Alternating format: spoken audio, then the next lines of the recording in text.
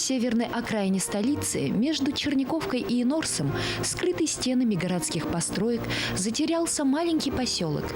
Занесенные снегом сады и улицы, клубящийся дым печных труб в морозном воздухе, искрящийся иней на стекле.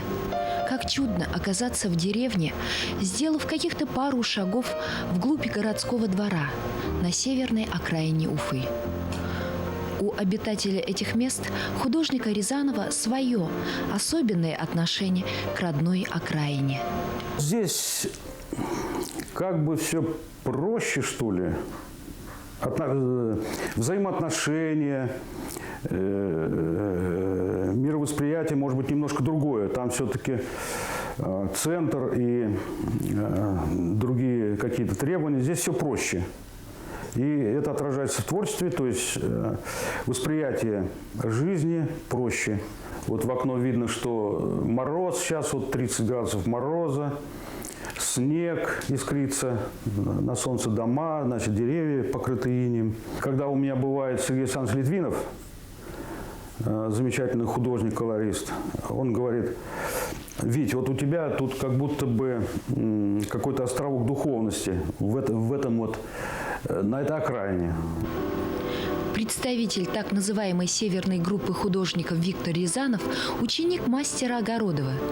Основанная в середине прошлого века выдающимся педагогом Геннадием Васильевичем Огородовым, студия изобразительного искусства выпустила целую плеяду известных художников – Сергея Литвинова, Виктора Пегова, Александра Рыбакова, Германа Карпова и многих других.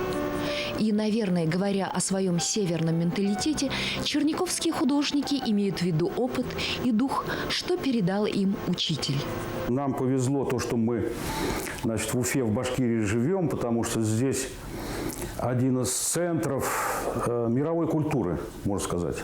Вот. Поэтому уровень художников большой, и поэтому есть какая-то планка, и вот все, в общем-то, работают и учатся, так сказать, друг у друга. И, в общем, движение какое-то вот такое есть.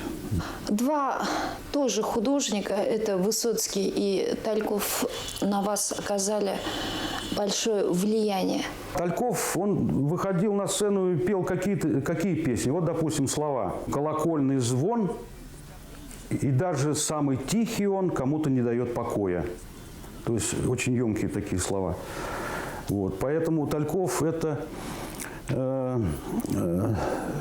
русский человек, русский, вот именно чисто русский человек со своими вот страданиями, как это все это было. Лев Толстой, Достоевский, Тальков, Высоцкий. Ну, я вот русский, поэтому мне Тальков и Высоцкий, они мне дорогие. Состояние души такое же. Потоки света в мастерской льются через край, и тепла в большом деревенском доме Рязановых, где стены хранят картины, согревают их, хватает на всех. Свет и тепло в зимнюю стужу, любовь и добро в каждую душу.